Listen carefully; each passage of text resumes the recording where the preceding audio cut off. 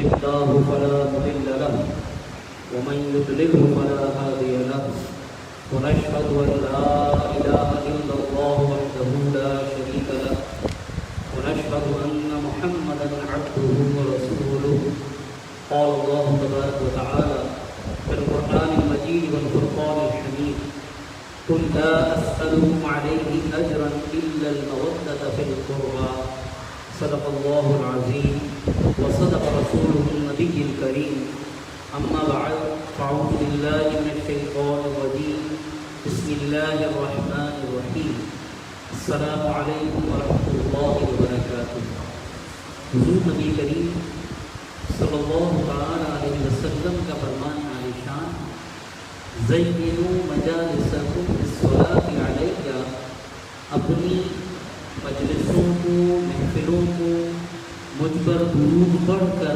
آراستہ کرو، فإن صلاتکم علیہ نور لکم یوم القیامہ، کیونکہ تمہارا مجھ پر درود پڑھنا کل بروز قیامت تمہارے لیے نور ہوگا۔ اللهم صل على سيدنا محمد عدد الجود والكرم وعلى آله وأصحابه وبارك وسلم صلاة وسلام عليك يا سيدي يا رسول الله صلى الله عليه وسلم۔ الحمدللہ آج کی 19ویں تراویح میں سورۃ الشورى، سورۃ الزخرف اور سورۃ الدخان سننے کی سعادت حاصل ہوئی، یعنی آج کی تراویح میں ہم نے 25ویں پارے کی 16 رکوع کم بیش سننے کی سعادت حاصل کی۔ سورۃ الشورى یہ مکی صورت ہے اور شورا کا معنی ہے مشورہ کرنا۔ اب اس سے اندازہ لگائیے کہ مشورہ کرنے کی کتنی اہمیت بیان ہوئی کہ قرآن پاک کی پوری ایک سورہ مبارکہ کا نام شورا ہے، یعنی آپس میں مشورے سے کوئی کام کر۔ اور یہ لفظ سورت کی آیت نمبر 38 میں موجود ہے، 38، جس میں مسلمانوں کا یہ وصف بیان کیا گیا کہ ان کا کام ان کے باہمی مشورے سے ہوتا ہے۔ اس مناسبت سے اس سورہ مبارکہ کا نام سورہ شورا رکھا گیا۔ اس سورہ مبارکہ کی ابتدا میں بیان کیا گیا کہ جس طرح لوگوں تک اللہ عز و جل کے احکام پہنچانے کے لیے اللہ نے تمام انبیاء و مرسلین علیہ السلام کی طرف وحی فرمائی، اسی طرح اپنے حبیب صلی اللہ علیہ وسلم کی طرف بھی وحی فرمائی۔ یہ بیان کیا گیا کہ زمین و آسمان میں موجود ہر چیز کا مالک اللہ عز و جل، اور اس کی عظمت و شان یہ ہے کہ اس کی کبریائی کی ہیبت سے آسمان جیسی عظیم مخلوق پھٹنے کے قریب ہو جاتی ہے۔ فرشتے اللہ عز و جل کی حمد و تسبیح کرتے ہیں اور زمین والوں کے لیے مغفرت کی دعا مانگتے ہیں، اور مشرکین کے تمام اعمال اللہ عز و جل کے سامنے، یعنی فرشتے زمین والوں کے لیے اللہ عز و جل کی بارگاہ میں استغفار پڑھتے رہتے ہیں۔ اور مفسرین نے یہاں فرمایا کہ استغفار پڑھنا ان کا اہل ایمان کے لیے ہوتا ہے۔ ہاں یہ ضرور ممکن ہے کہ کفار کے لیے ہدایت اور ایمان لانے کی دعا بھی کرتے ہیں۔ یہ بتایا گیا کہ تمام نبیوں کو ایک ہی حکم دیا گیا، اور وہ یہ کہ وہ دین کو صحیح طریقے سے قائم کریں، یعنی اللہ عز و جل کی طرف سے دین پر جس طرح عمل کرنے کا فرمایا گیا بغیر کسی کمی بیشی کے اسی طرح عمل کریں۔ نبی اکرم صلی اللہ علیہ وسلم کی صداقت ظاہر ہونے کے باوجود ان کی نبوت و رسالت کا انکار کرنے والے کافروں کا رد کیا گیا، اور انہیں اس قیامت کے قریب ہونے سے ڈرایا گیا جس کے جلد واقع ہونے کا مشرکین مطالبہ کرتے ہیں، اور اہل ایمان اس سے خوف زدہ ہوتے ہیں۔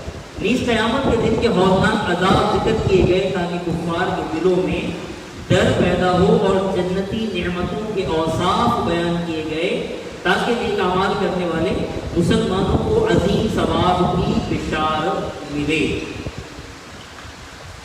چنانچہ اس سورہ مبارکہ آیت نمبر 12 میں اللہ تبارک و تعالیٰ نے ارشاد فرمایا کہ سورہ مبارکہ میں ایک اور مضمون کی طرف خاص بیان کیا گیا۔ وہ کیا ہے؟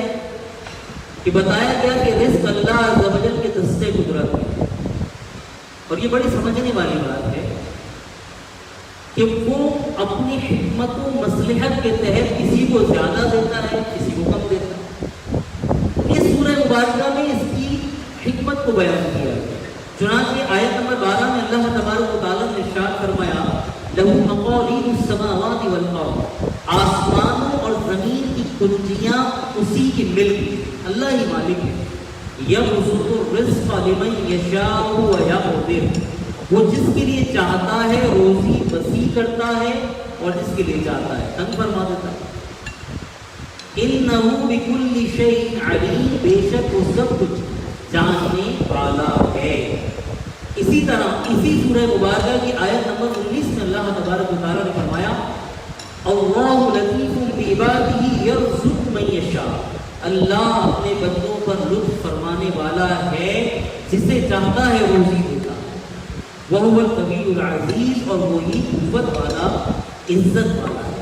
اب اس میں مفسرین نے فرمایا کہ نیک بد کافر مسلمان سب داخل ہیں، کیونکہ دنیا میں رزق کا وعدہ اللہ نے سب سے کیا، تو اللہ جسے چاہتا ہے اور جتنا چاہتا ہے رزق عطا فرماتا ہے۔ ہاں آخرت میں جنت میں کفار کا کوئی حصہ نہیں۔ چنانچہ یہاں اللہ تبارک و تعالیٰ نے اپنی حکمت بیان فرمائی۔ اس آیت سے معلوم ہوا کہ اللہ عز و جل اپنے بعض بندوں کو زیادہ اور بعض کو کم رزق عطا فرماتا ہے، اور اس وسعت اور تنگی میں بے شمار حکمتیں ہیں، جیسا کہ سورہ شورى کی آیت نمبر 27 میں بھی بیان ہوا کہ وَلَوْ بَسَطَ اللَّهُ الرِّزْقَ لِعِبَادِهِ لَبَغَوْا فِي الْأَرْضِ وَلَٰكِن يُنَزِّلُ بِقَدَرٍ مَّا يَشَاءُ إِنَّهُ بِعِبَادِهِ خَبِيرٌ بَصِيرٌ، کہ اگر اللہ اپنے سب بندوں کے لیے رزق وسیع کر دیتا تو ضرور وہ زمین میں فساد پھیلاتا۔ ابھی اللہ نے حکمت بیان کی کہ سب کو ایک جیسا کیوں نہیں رزق ملا دنیا میں، تو اللہ نے فرمایا کہ اگر اللہ اپنے سب بندوں کے لیے رزق وسیع کر دیتا تو ضرور وہ زمین میں فساد پھیلاتے، لیکن اللہ اندازے سے جتنا چاہتا ہے اتارتا ہے، اللہ اندازے سے جتنا چاہتا ہے اتارتا ہے، بے شک وہ اپنے بندوں سے خبردار ہے، انہیں دیکھ رہا ہے۔ تو یہ اللہ کی حکمت ہے۔ لوگ ذہن میں خیال آتا ہے کہ فلاں کو اتنا دیا کہ سنبھالے نہیں سمجھتا، اور کوئی تنگدست ہو جاتا ہے، تو اللہ نے حکمت بیان کرنا ہے کہ اگر ایسا نہ ہوتا تو لازم فساد ہوتا۔ اگر سب برابر کر دیے جاتے تو یہ آپس میں فساد کرتے، اور احادیث طیبات میں بھی ہمیں ملتا ہے، حضرت عمر فاروق رضی اللہ تعالیٰ عنہ سے روایت ہے کہ رسول اللہ صلی اللہ علیہ وسلم نے ارشاد فرمایا، اللہ عز و جل فرماتا ہے کہ میرے بعض مومن بندے، بڑی غور کرو حدیث کہ آقا علیہ الصلوۃ والسلام نے ارشاد فرمایا کہ میرے بعض مومن بندے ایسے ہیں کہ مالداری ان کے ایمان کی قوت کا باعث ہے، یعنی میں انہیں جتنا مال دیتا ہوں ان کا ایمان اتنا پختہ ہوتا ہے۔ اگر میں انہیں فقیر و محتاج کر دوں تو ان کے عقیدے فاسد ہوتے ہیں، میں انہیں فقیر و محتاج کر دوں تو ان کے عقیدے فاسد ہو جائیں، اور بعض بندے ایسے ہیں کہ تنگی اور محتاجی ان کے ایمان کی قوت کا باعث ہے۔ اگر میں انہیں غنی اور مالدار کر دوں تو ان کے عقیدے خراب ہو جائیں۔ تو بندے کو اس حدیث مبارکہ کو مد نظر رکھتے ہوئے شکر ادا کرنا چاہیے کہ اللہ نے جس حال کا رکھا بس ایمان کی دولت سے مالا مال رکھے، کیونکہ ہم نہیں جانتے کہ جس کیفیت میں اگر اس سے زیادہ ملے اور ایمان کی بربادی کا سبب ہو جائے، ہمیں اس کی خفیہ تدبیر کا نہیں پتا۔ تو ہر بندے کی کیفیت الگ ہے۔ یہاں حدیث مبارکہ میں حدیث قدسی کو بیان کر دیا کہ اللہ نے فرمایا کہ بعض ایسے ہیں کہ دولت مل جائے تو ایمان ضائع ہو جائے، اور بعض ایسے ہیں کہ فقیر ہو جائے تو ایمان ضائع ہو جائے۔ تو وہ اپنے بندوں کے معاملات کو بہتر جاننے والا ہے، وہ اسی حکمت کے تحت انہیں عطا ہوا۔ اس حدیث پاک کو مد نظر رکھنا چاہیے کہ اللہ نے ہمیں جس حال میں رکھا ہے بس ایمان کی دولت دنیا و آخرت میں عطا فرمائے، ایمان پر خاتمہ بالخیر نصیب فرمائے۔ پھر آیت نمبر 20 میں اللہ تبارک و تعالیٰ نے ارشاد فرمایا، یہ بھی بڑی اہم بات ہے، فرمایا کہ من کان یرید حرث الآخرۃ نزد لہ فی حرثہ، جو آخرت کی کھیتی چاہتا ہے تو ہم اس کے لیے اس کی کھیتی میں اضافہ کر دیتے ہیں۔ یعنی جو مومن اہل ایمان اس لیے نیک عمل کرتے ہیں کہ اللہ تبارک و تعالیٰ کی رضا حاصل ہو، آخرت میں اجر و ثواب حاصل ہو، تو ہم ان کی آخرت کی کھیتی میں انعامات میں اضافہ کر دیتے ہیں۔ لیکن آگے فرمایا ومن کان یرید حرث الدنیا، اور جو دنیا کی کھیتی چاہتا ہے کہ میں بھی نیکی کر رہا ہوں، مجھے دنیا کی گناہ نعمت مل جائے یا لوگ واہ واہ کریں، میرا ایک نام ہو جائے کہ بھائی بندہ بڑا سخی ہے، فلاں صاحب نے تو دیکھو اتنا راشن بانٹا، فلاں صاحب کو کتنی بچیوں کی شادی کراتے ہیں۔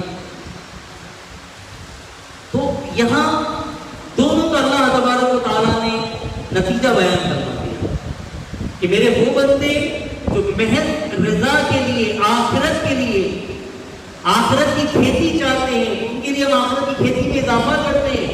ومن کان یرید حرث الدنیا، اور جو دنیا کی کھیتی چاہتا ہے، نؤتیہ منہا وما لہ فی الآخرۃ من نصیب، تو ہم اسے اس میں سے کچھ دے دیتے ہیں اور آخرت میں کچھ حصہ نہیں۔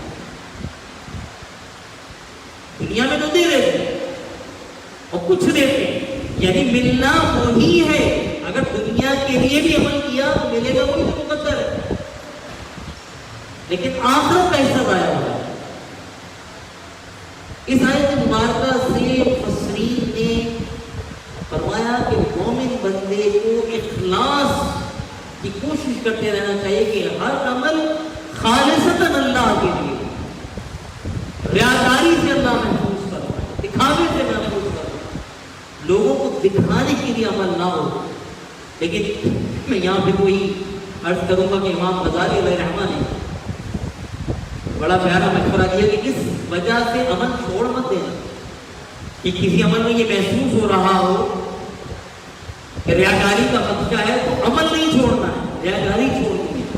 تو آپ فرماتے ہیں عمل جاری رکھو، ایک وقت آئے گا اللہ کی رحمت سے امید ہے کہ تمہارا عمل جاری رہا تو اللہ ریاکاری کو دور فرما دے گا، عمل جاری رہ جائے گا، ریاکاری ختم ہو جائے گا۔ تو بچنا بھی ہے، لیکن اس خوف سے عمل نہیں چھوڑنا ہے۔ بعض لوگ ریاکاری سے بچنے کے خدشے میں شیطان کے نورانی وار کا شکار ہو جاتا ہے۔ شیطان بڑے اچھے اچھے وہ خیالات لا کے بھی دیکھے چھوڑا دیتا ہے کہ یہ ریاکاری ہو جائے گا۔ عمل نہیں چھوڑنا ہے، ریاکاری سے بچتے رہنے کی کوشش کرنی ہے۔ حضرت زید بن ثابت رضی اللہ تعالیٰ عنہ سے روایت ہے کہ سیدی رسول اللہ صلی اللہ علیہ وسلم نے ارشاد فرمایا، جو شخص صرف دنیا کی فکر میں رہتا ہے تو اللہ عز و جل اس کے معاملے کو پراگندہ کر دیتا ہے، یہ بدحال ہو جاتا ہے، دنیا کے چکروں میں پریشان ہو جاتا ہے اور اس کی تنگدستی کو اس کی آنکھوں کے سامنے کر دیتا ہے، یعنی وہ اپنی تنگدستی سے خوفزدہ رہنا شروع ہو جائے گا، ہر وقت تنگدستی کا خوف اس کے سر پر سوار ہو جائے گا اور اسے دنیا سے صرف اتنا ہی حصہ ملتا ہے جتنا اس کے لیے پہلے لکھ دیا گیا۔ اب چاہے کہ پریشان رہو یا مطمئن رہو، ملنا تو ہر حال میں اتنا ہے جتنا مقدر ہے۔ فرمایا کہ تنگدستی کو اس کے سامنے کر دیتا ہے، اسے دنیا سے صرف اتنا ہی حصہ ملتا ہے جتنا اس کے لیے پہلے سے لکھ دیا گیا ہے۔ اور جو شخص آخرت کا قصد کرتا ہے تو اللہ عز و جل اس کے معاملے کو اکٹھا کر دیتا ہے اور اس کی مالداری کو اس کے دل میں رکھ دیتا ہے اور دنیا اس کے پاس خاک آلود ہو کر آتی ہے۔ یعنی تو خالصتاً اللہ کے لیے عبادت کرے، اپنی فکر دنیا کمائے ضرور، اسباب اختیار کرے، لیکن غور و فکر آخرت کا ہو، تو پھر کیا ہوتا ہے؟ اس کے بکھرے ہوئے کاموں کو بھی اللہ سنبھال دیتا ہے اور دنیا خاک ہو کر اسے قدم پہ آتی ہے، خاک ہو کر۔ تو جب مطلب اور فکر یہ کرنا چاہیے کہ اسباب اختیار کرے لیکن دنیا میں دل نہیں لگتا۔ جیسے میرے آقا علیہ السلام نے ارشاد کروایا کہ دنیا مومن کے لیے قید خانے کی مثال۔ اب آپ خود غور کریں، ہم غور کریں، قیدی بھلے آپ اتنی آسائشیں دیتے ہیں لیکن اس کی ساری توجہ کہاں ہوتی ہے؟ آزادی پر، اپنے اصل گھر کی طرف۔ اللہ اکبر۔ شیخ عبد القادر جیلانی رضی اللہ تعالیٰ عنہ کیا پیاری مثال دیتے ہیں، فرماتے ہیں کہ قیدی کی زندگی ایسی ہوتی ہے جو حقیقت کچھ ہو ہی نہیں سکتا۔ اگر بظاہر اس کے چہرے پہ حشاش کو بشاش نظر دیا ہے چہرے سے، لیکن اس کی مثال ایسی ہے جیسے کسی نے بہت خوبصورت لباس پہن لیا اور اندر سے جسم زخمی ہو، اندر سے جسم زخمی ہو، تو آپ بتائیے کہ وہ چہرے سے کتنا ہی خوش نظر آئے، حقیقت خوش ہو سکتا ہے؟ تو آپ رضی اللہ تعالیٰ نے فرمایا کہ اہل ایمان دنیا میں اس طرح رہتا ہے، یا اس طرح رہنا چاہیے کہ بظاہر وہ دنیا کے معاملات کو دیکھیں، اسباب اختیار کریں، لیکن دل ایک قیدی کی طرح، کہ جس طرح ایک قیدی آزادی کی طرف دل لگا رہتا ہے، اپنے حقیقی گھر کی طرف دل لگا رہتا ہے، تو ایک مومن کی شان ہونی چاہیے کہ دنیا میں رہ بھی رہا ہو تو اصل فکر، اصل توجہ آخرت۔ جیسے میرے آقا علیہ السلام نے فرمایا کہ مومن دنیا میں ایک مسافر کی طرح ہے۔ اب بندہ غور کرے کہ اگر وہ سفر میں ہو تو کچھ دیر کا بہت طویل کہیں پہ اسٹے بھی آ جائے تو کوئی اتنا بے وقوف نہیں ہوتا کہ وہاں جائیدادیں خریدنا شروع کر دے۔ بھائی آپ ٹرین میں جا رہے تھے، حیدرآباد سے ٹرین رک گئی، اب کسی کے پاس دولت کا اتنا نشہ ہے کہ اس نے بھائی وہ اسٹیشن پہ فریج بھی خرید لیا، ایک کمرہ بھی خرید لیا، اور یہ بھی لیا، سنا سائن بھی لیا۔ آپ یہ بتائیے کہ وہ آدمی بے وقوف ہے؟ کون عقل مند ہے؟ حقیقت میرے آقا نے فرمایا کہ اس دنیا میں مومن کے مسافر کی طرح۔ مسافر کا حال کیا ہوتا ہے؟ ضرورت کا سامان رکھتا ہے، ضرورت کا سامان۔ میں حیران ہوا، مدینہ شریف میں ایک صاحب سے ملاقات ہوئی، 20-25 سال میں کسی بڑی کمپنی میں ایک اچھے عہدے پر ہو گئے، اور کمرے کی کیفیت کیا تھی کہ کنٹینر میں ایک چھوٹا سا کمرہ بنا ہوا تھا اور بیڈ کے نیچے بس تھوڑا سا سامان تھا، اور یہاں اچھا بڑا گھر جہاں بچے رہ رہے تھے۔ تو میں حیران ہو گیا اور آقا کریم علیہ السلام کی صدی سے مواقع پہ غور کرنے لگا کہ کیا وجہ ہے؟ زندگی کا ایک طویل حصہ گزار دیا اور ابھی بھی ان کو واپس نہیں جانا تھا، پتہ نہیں زندگی میں کتنا حصہ وہاں گزرے گا۔ خیر خوش نصیب ہے کہ مدینہ میں ہو، لیکن ایک بات کو بار بار احساس دلا رہی تھی کہ 25 سال ہو گئے اور مزید پتہ نہیں کتنے سال رہنا ہے، لیکن اس بندے کے ذہن میں کیا ہے کہ مستقل ٹھکانا نہیں ہے، تو ایک بیڈ کے نیچے بس سامان اتنا ہی حصہ گزارنے کے لیے کافی ہے۔ تو اب اس کو یہ طویل عرصہ پتہ بھی نہیں چلا کہ میں نے صرف اتنا ہی حصہ اپنے پاس رکھا ہے، اور وہ بن کر بیٹھ ہوتی ہے، یعنی اوپر نیچے بیٹھ، ایک اوپر رہ رہا ہے ایک نیچے والے بیٹھ پر، اور بس اتنا ہی سامان آدمی کے پاس ہے، اچھی عہدوں پر ہوتے ہوئے۔ اصل دماغ میں کیا ہے کہ گھر لوٹنا ہے، گھر لوٹنا ہے۔ تو آدمی 50-50 سال گزار لیتا ہے دوسرے ملکوں میں، لیکن سامان زیادہ نہیں لیتا۔ ایک کمرے میں 8-8 5-5 آدمی رہ رہے ہوتے ہیں، کیونکہ ذہن میں تصور جم چکا ہے کہ ہمارا آخر واپسی وطن جانا ہے، لوٹنا ہے۔ اب آقا کریم علیہ السلام کی حدیث پہ اگر ہم غور کریں کہ مسافر کی طرح ہے، پھر آدمی یہاں بھی تصور کرے نا کہ مجھے لوٹنا ہے، تو حقیقتاً کوئی کتنے محل بنا لے، کوئی کتنے خوبصورت مکان بنا لے، اس کا دل نہیں لگے گا، نہ وہ اس معاملے میں پڑے گا، نہ اس مقابلے میں پڑے گا۔ 80 گز کا لیا کہ 120 کا لے لو، 120 کا لے لو 240 کا لے لو، یہ کیسے ہوگا، یہ کیسے ہوگا؟ نہیں۔ وہی شیخ عبد القادر جیلانی رضی اللہ تعالیٰ عنہ کی بات، ایک قیدی اس طرح رہتا ہے کہ بڑا خوبصورت لباس پہنا اندر زخمی ہوتا ہے، بظاہر کچھ بات نظر بھی آئے، اندر اس کی ساری توجہ آزادی پر ہوگی۔ ایک مسافر کی طرح آدمی کو گزارنا چاہیے۔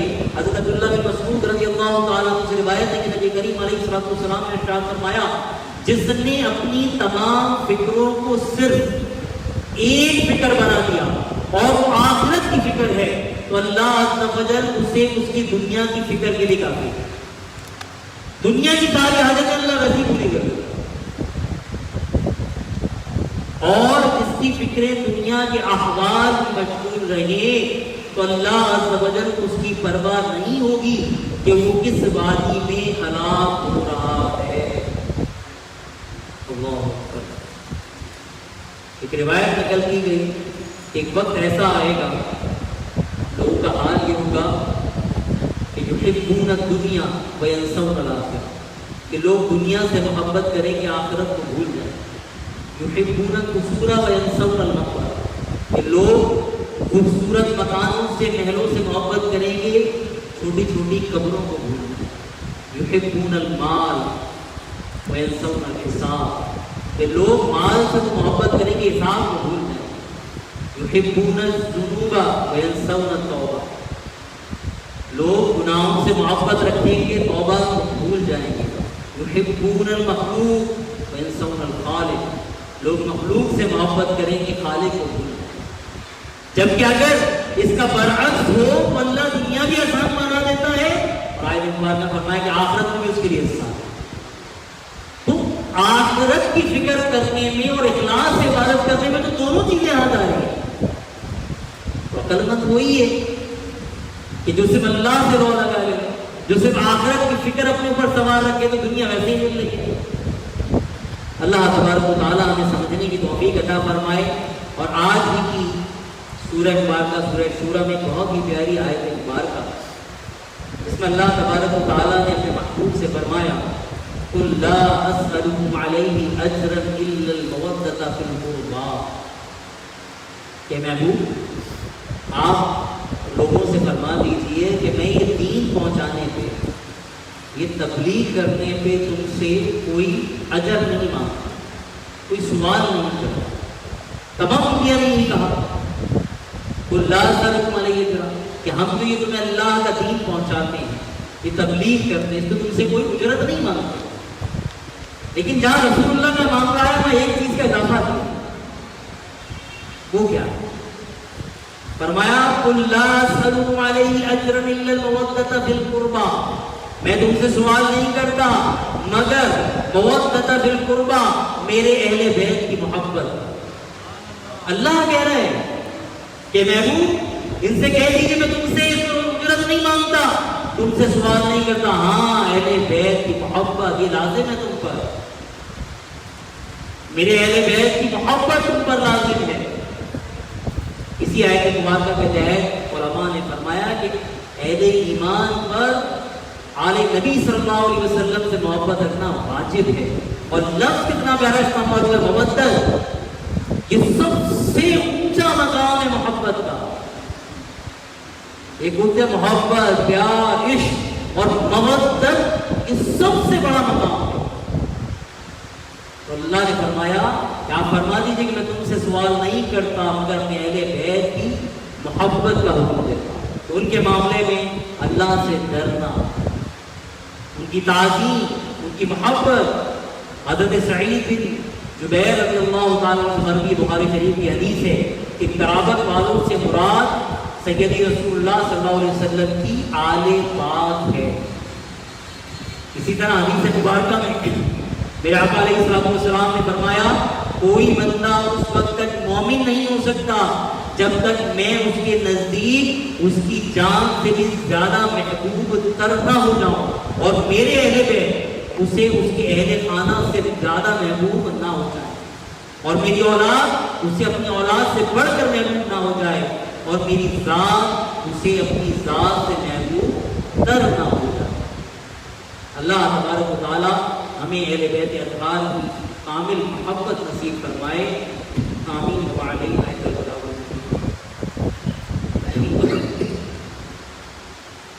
الحمدللہ رب العالمین والصلاة والسلام علی سید الانبیاء والمرسلین. اللهم ربنا تقبل منا انك انت السميع العليم وتب علينا انك انت التواب الرحيم. مالک کریم ہماری ناقص شریف کی بارگاہ میں، درس قرآن سننا سنانا کی بارگاہ میں، غلطی کی کوتاہیاں کی رحمت سے معاف۔ الہ العالمین، رمضان مبارک کی مبارک سعادت کا واسطہ ہماری، ہمارے ماں باپ، ساری امت مسلمہ کی مغفرت کر، ہمارے تمام اگلے پچھلے ظالم کفیلہ صغیرہ کبیرہ گناہوں کو معاف کر۔ رمضان مبارک کی جو باقی ایام میں مالک ان کی قدر کر کے تجھے راضی کرنے کی توفیق، ہماری تمام عبادات، روزے، تراویحاں کی بارگاہ میں استقامت عطا فرما۔ الہ العالمین، ہمیں، ہمارے اہل و عیال، ہماری نسلوں کو ایمان پر زندگی، ایمان پر استقامت ثابت کرو، ایمان پر خاتمہ بالخیر نصیب، ہماری جان مال عزت آبرو بالخصوص ایمان کی حفاظت کرو۔ ہم میں، حاضرین میں، گھروں میں پریشان حال پریشانی، جو بیمار ہے صحت کاملہ عاجلہ عطا فرما۔ مالک کریم، اس کرونا نامی وبا سے ہماری حفاظت، اس سے ہم سب کو نجات عطا۔ الہ العالمین، جو مبتلا ہے صحت کاملہ عاجلہ، جو انتقال کر گئے مالک، انہیں شہادت کا عالم مرتبہ، تمام بلاؤں وباؤں کو دور کرنا۔ الہ العالمین، ہماری مساجد کی رونقوں کو بحال کرنا، حج و عمرے کے سفر کی رونقوں کو بحال کرنا، رمضان مکہ و مدینہ دیکھنا نصیب۔ اللهم ربنا تقبل منا انك انت السميع العليم وتب علينا انك انت التواب الرحيم ان الله وملائكته يصلون على النبي يا ايها الذين امنوا صلوا عليه وسلموا تسليما اللهم صل على سيدنا محمد معدن الجود والكرم وعلى اله واصحابه وبارك وسلم صلاه وسلام عليك يا سيدي يا رسول الله سبحان ربك رب العزه عما يصفون وسلام على المرسلين والحمد لله رب العالمين لا اله الا الله